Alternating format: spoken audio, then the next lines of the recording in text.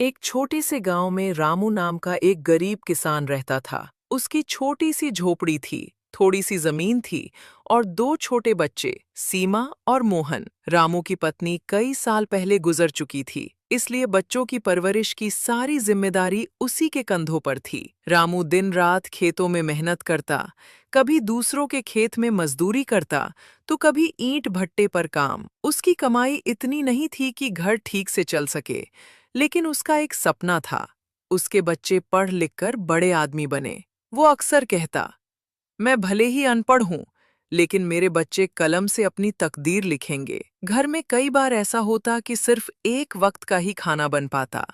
रामू बच्चों को भरपेट खिलाता और खुद पानी पीकर सो जाता।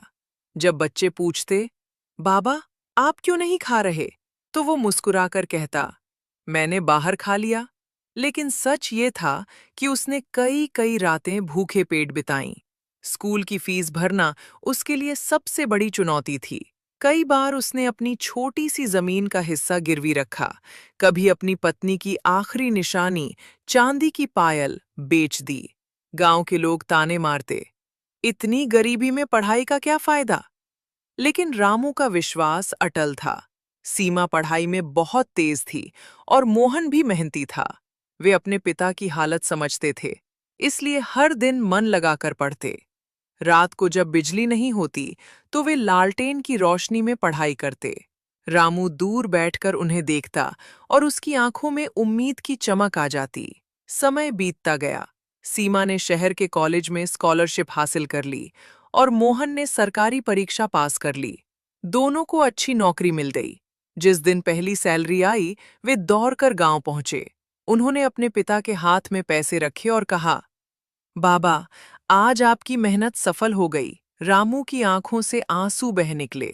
वो बोला, आज मुझे ऐसा लग रहा है जैसे मैंने पूरी दुनिया जीत ली। गांव के वही लोग जो कभी ताने मारते थे, अब उसकी मिसाल देने लगे।